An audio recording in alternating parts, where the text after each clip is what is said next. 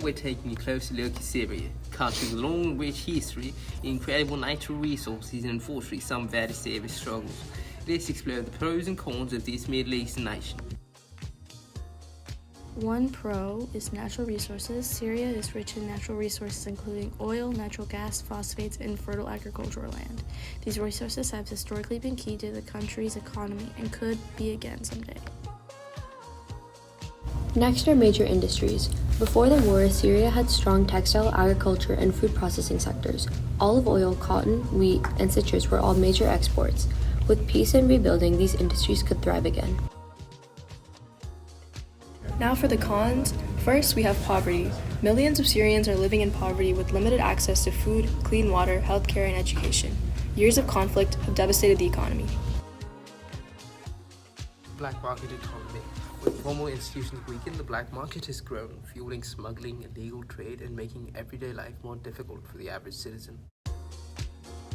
Corruption and political instability. Government corruption is widespread and political instability has plagued Syria for over a decade. This creates a lack of trust, weak institutions, and little hope for reform, at least in the short term. Next is tax structure. Syria's tax structure is outdated and inefficient. It doesn't generate enough revenue for public services, and enforcement is difficult in conflict-affected regions.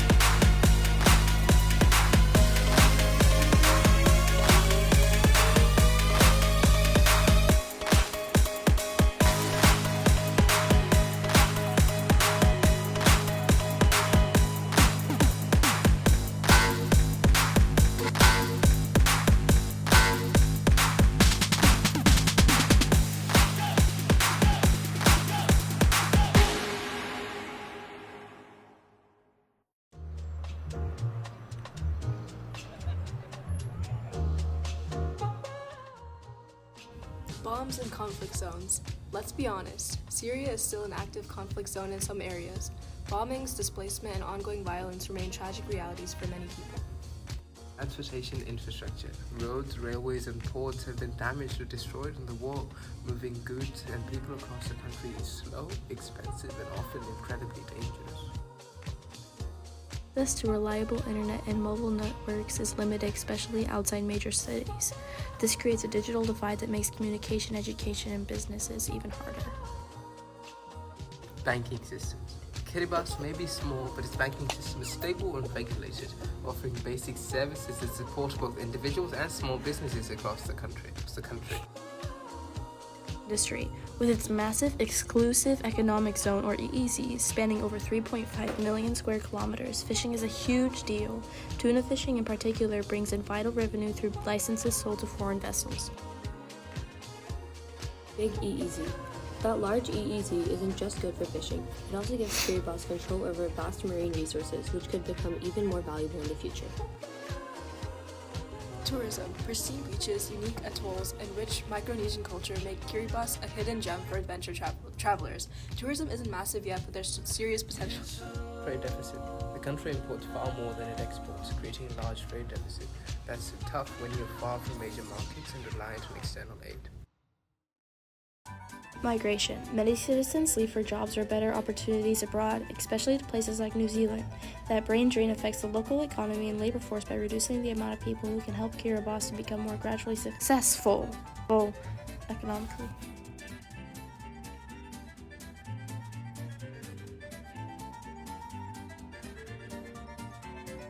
Stable government and democracy. Kiribati enjoys political stability with a democratic system that holds regular elections. Citizens have a voice and transitions of power are peaceful. Strong foreign relationships. Kiribati maintains good diplomatic relations, especially with Australia, New Zealand, Japan, and even China and Taiwan at different times. These relationships help with aid, trade, and development. Corruption. While not widespread, corruption exists and affects public trust and development. Transparency and good governance are ongoing issues. There is real support from the government to improve roads, hospitals, ports, and communications, especially with help from international partners.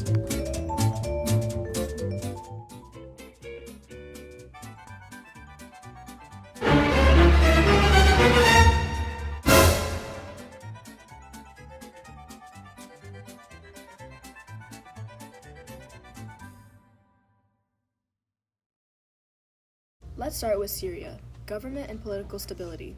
Syria operates under an authoritarian regime. President Bashar al-Assad was in power until very recently. The new regime is highly unstable with widespread corruption, censorship, and limited democratic freedoms. According to multiple human rights organizations, Syria ranks very low in transparency and rule of law.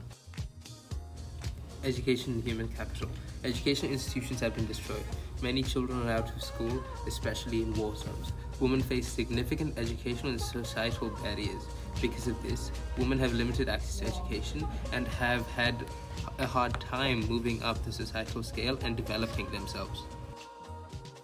Health and nutrition. Hospitals have been targeted during the conflict, leading to extreme shortages in medical care. Malnutrition, disease, and displacement are widespread. Infrastructure. Syria lacks reliable electricity, water, and transportation networks. Rebuilding would take decades and billions of dollars. Corruption. Syria ranks among the worst countries globally for corruption. Political favoritism, bribery, and lack of transparency are rampant, severely limiting foreign investment or development. Informal economy. The informal sector is large, mostly because of the war.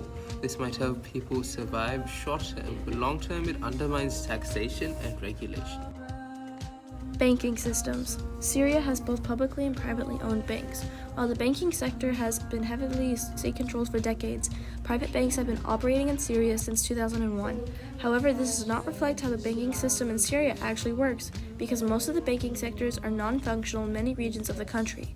About 23% of Syria's population has a bank account, but they hardly use it because of the lack of infrastructure and the war. Stable government. As of 2025, Syria's government remains fragile with limited control, war, and a struggling economy.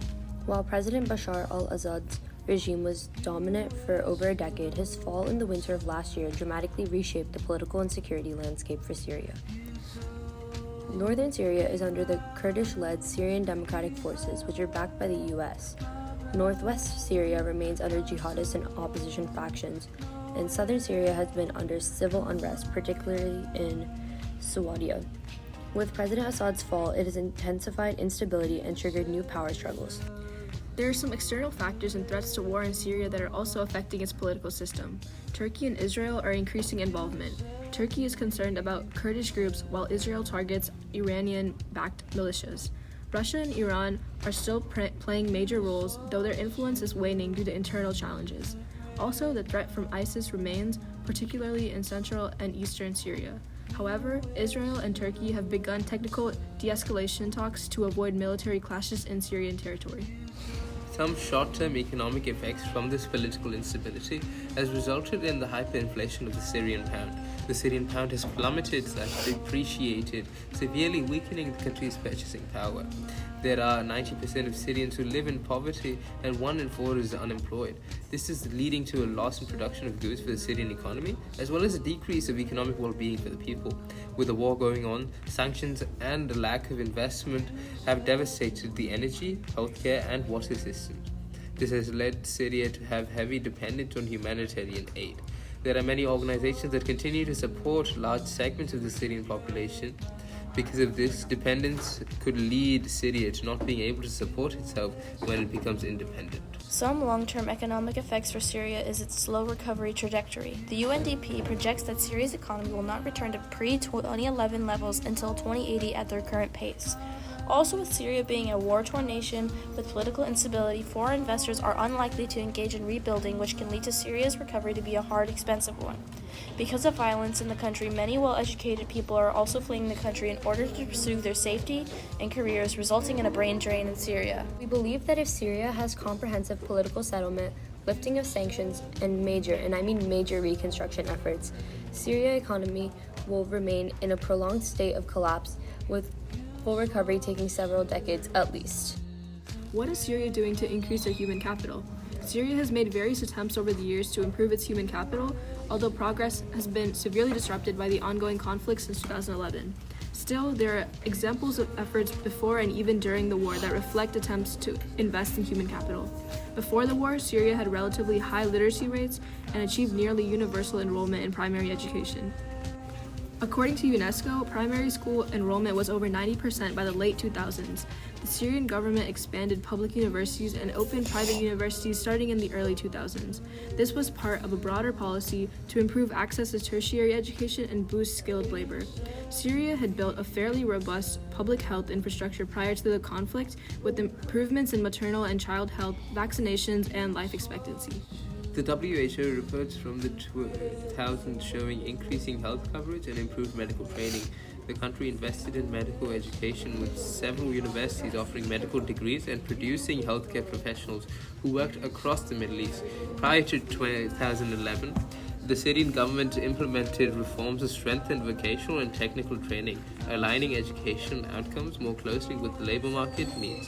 Syria partnered with organizations like the EU and the UNDP to support technical and vocational training programs. Since the start of the war, much of the effort to maintain or rebuild human capital has shifted to NGOs and international agencies. For example, UNICEF and Save the Children have supported informal education for displaced children. WHO and other agencies have provided training and support to maintain healthcare services. Local initiatives in areas under relative stability, like parts of Damascus or Latakia, there have been small-scale efforts to restore schools, reopen universities, and provide job training, and sometimes with international aid. Support and expand on the efforts Syria has already made to improve human capital, the most effective and realistic steps given the country's current challenges would include a mix of policy reform, international cooperation, and grassroots rebuilding. Government and political stability. Kiribati has a multi-party democracy. Elections are regular and peaceful. Despite being small, it enjoys a relatively stable political climate. Corruption does exist, especially in the fishing industry, but it's on a smaller scale than Syria. Kiribati has a mixed economic system, reliant on the public sector, remittances, and foreign aid. The service sector is dominant, with fishing being a major contributor. Resources. Its key natural resources include marine life, especially fish, copra, which is dried coconut, and seaweed. These are sustainable if properly managed. These include fishing and fish processing, which are vital, tourism and food processing, which are growing, and ecotourism, which there is a potential for given the country's natural beauty. Education and human capital. Education is free and compulsory from ages 6 to 14, and there's no gender disparity. While access to higher education is limited, the government is investing in vocational training, women's empowerment, and climate resilience. Health and nutrition. These are challenges with non-communicable diseases, and diets rely heavily on imported processed foods, but the health system is functional. Infrastructure upgrades are in progress. Poverty rate. About 21.9% of Kiribati lives below the poverty line. High, but nowhere near Syria's 90%. Banking systems. Access is limited, and most of the population does not use banks. Yet, reforms are underway to improve financial inclusion. Foreign aid and NGOs. Kiribati receives significant aid from Australia, New Zealand, the US, the World Bank, and the UN. NGOs like Kango are working to improve disaster preparedness, climate action, and education for affected areas in Kiribati. Infrastructure. Kiribati struggles with rising sea levels, outdated ports and airports, and limited transportation, but these are solvable with the right investments. The main issues are nepotism and weak governance, especially in the fishing sector. However, it's not systemic and can be addressed by establishing an anti-corruption commission. Informal economy. Almost 47.6% of Kiribati's economy is informal. And in Kiribati's case, this is a positive as it allows people to survive in a limited economy through subsistence farming and fishing. Now let's talk about why Syria is not fit for focused development at this time. First up, they have a lot of severe instability and there's a civil war going on, which means there's no long-term investments that can succeed since they're in a war zone currently. While there is a temporary truce with the new regime in power, we really don't know how reliable they can be. And the Assad regime fell in a matter of very few days, so there's always a possibility of another uprising. And with the split factions of Syria, it can create more tensions if you were to go with one side, and then it would just make more uprising. And our second thing is because of the corruption and authoritarian rule, stifles innovation, investment, and human rights. And so this is like very restrictive towards their people and more cooperation because it's also controlling a part of Syria, so that would also make it a lot harder to cooperate with government officials. Yeah, as Ryan said, because of such an authoritarian system, we don't really know what the government can do at any time, so it doesn't really inspire confidence within investors to invest in the country. The third one is extreme poverty and displacement, which is over 90% are below the poverty line. And the fact is, the war has caused a lot of displacement within and outside the country. Almost 6.7 million people are displaced within, and 6 million people have fled the country. Which therefore reduces most chance of any economic growth as you have an extreme reduction in human capital. Everyone's afraid of being persecuted for anything and everything, which therefore reduces their ability to perform daily tasks. It's more about them just surviving and making ends meet rather than going above and beyond and using their abilities to improve their situations. And I guess with this also comes like destroyed infrastructure as part of the war. Because of the bombs, everything from hospitals to schools and even roads, they need a lot of rebuilding. And at this point, the feasibility of investments in this country will certainly only go towards probably developing the infrastructure, and wouldn't even be complete with doing that. It would take multiple decades of reconstruction in order to make Syria be more successful. And within 50 years' time, the corruption could halt that to make it more 100 years. The thing is, you can't really ever stop corruption. You can reduce corruption, but for any sort of meaningful change to be made in Syria's infrastructure or their poverty and their displacement, corruption needs to either cease or reduce by over 90% at least. If you want to get the infrastructure that was destroyed is very important. It's mainly water infrastructure and agricultural. So in cities like Aleppo and eastern Ghouta, if you're losing agricultural infrastructure, then half of the people's livelihood is gone, plus obviously the food that they need to live. And then next up, we have limited access to education and healthcare, especially for women and children. And I guess this goes along with the infrastructure bit, where there's no schools or hospitals. Yeah, they're struggling to build schools and hospitals even now. And on top of that, in Syria, there's a very authoritative government, and in general, they tend to look down towards women, and children are considered to be weak, or they are oftentimes picked out to basically turn into their fellow terrorist people that are in the authoritative government. They pick them out, they train them into being their next replacements, which is continuing the corruption that has been going on in Syria. And that's because under threat that they're going to get murdered. And I guess, And to wrap this all off, the entire institutional system in Syria is weak, and there is a lack of rule of law. It makes economic recovery very, very hard and nearly impossible in the short term, because there is literally no certainty of what will happen at any time. There's no certainty of what will happen tomorrow, much less in the next 50 years, as Ryan said. Especially because it's all centralized over the idea that there's corruption in all of the sectors of Syria. and you just have an extreme reduction of human capital. There's nothing that can really make it work substantially without massive change being implemented, and the feasibility of that's quite low. Now let's talk about why Syria is not fit for focused development at this time. First up, they have a lot of severe instability and there's a civil war going on, which means there's no long-term investments that can succeed since they're in a war zone currently. While there is a temporary truce with the new regime in power, we really don't know how reliable they can be, and the Assad regime fell in a matter of very few days, so there's always a possibility of another uprising. And with the split factions of Syria, it can create more tensions if you were to go with one side, and then it would just make more uprising. And our second thing is because of the corruption and authoritarian rule stifles innovation, investment, and human rights, and so this is like very restrictive towards their people and more cooperation. Between the two, we chose Kiribati. And why? Despite challenges, Kiribati is stable, peaceful, and it has potential for sustainable growth. It is already working on improving education, empowering women, building infrastructure, and adapting to climate change. The people are engaged, and the international community is willing to help. What makes Kiribati worth it? Education investment is increasing human capital. Foreign aid is being... Between the two, we chose Kiribati. Why? Because despite its challenges, Kiribati is stable, peaceful, and has potential for sustainable growth. It is already working on improving education, empowering women, building infrastructure, and adapting to climate change. The people are engaged, and the international community is willing to help. What makes Kiribati worth it?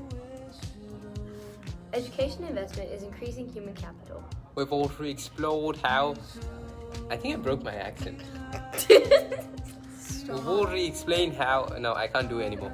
We've already explained how Kiribati invests heavily in primary education and how a higher rate of the population does complete primary education. This provides a strong foundation to enable higher education and a more exponential increase in human capital so as to attract investments and other opportunities for economic growth. The next start is foreign aid, which is being used for climate adaptation and development. Kiribati's friendly foreign relations allow it a greater degree of freedom to request foreign aid from multiple nations like China and Australia across the political spectrum. Next would be tourism and fishing. There's room to grow, especially with better infrastructure, especially since they have a lot of fishing refineries and etc. This also goes in with the large EEZ that allows them exclusive rights to many minerals and fisheries. And finally, we have peace and democratic governance, which offer a stable environment for progress to happen. It gives, because Kiribati is very stable, there's more room to grow, there's more ways that we can have foreign investment as well. This provides a degree of certainty for any investors wanting to put their money in Kiribati. When compared to Syria, it would be very hard because the political landscape is very broken off into many different sections. And now for our plans. First, we want to support the development of sustainable fisheries, as that is one of their main industries and one of their main sources of resources. And then two, we want to invest in ecotourism infrastructure Because it's sinking. And the fact is, the ecosystem is an underdeveloped industry, and we believe it can form great benefits for those seeking employment and such like that. And then next, we want to help create banking access for rural communities. Whilst Kiribati does have banking systems, most of the population doesn't have access to it and don't use it at all. Especially since there are more private banks than public banks. Yeah. And we also want to back vocational training programs, and especially for women.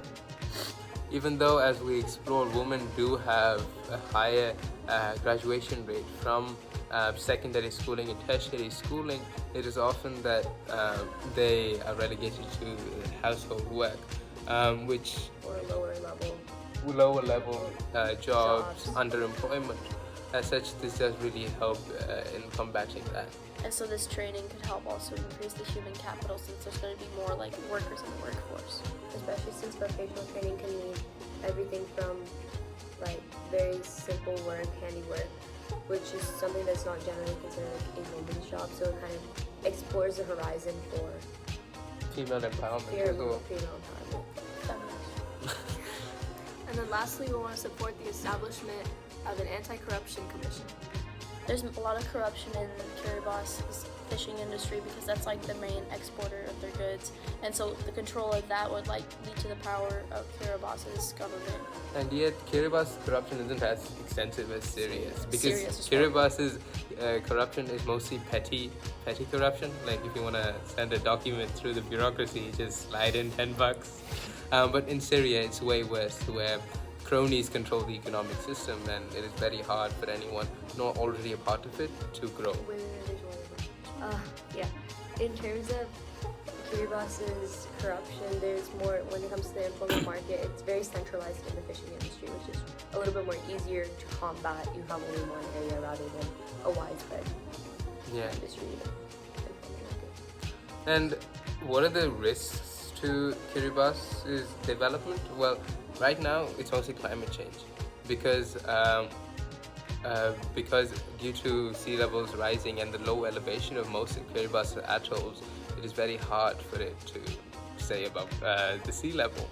But with global cooperation, the country's already finding solutions and ways to combat this, like floating infrastructure and climate-resistant agriculture.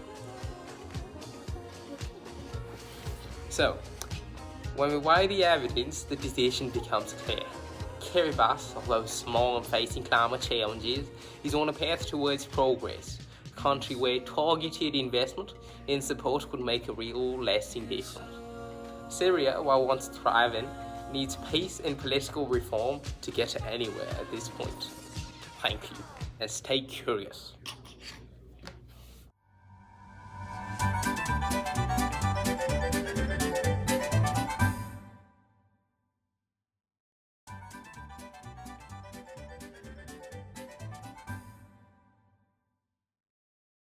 Bombastic side-eye, criminal offensive side-eye. Taliban also makes it a lot harder for women to go to have education. Yeah, there is. Yeah, dude. Like, look it up. Oh, okay. There's a like section of it that's in there, I guess. But it makes it a lot harder for women to go. Taliban's also can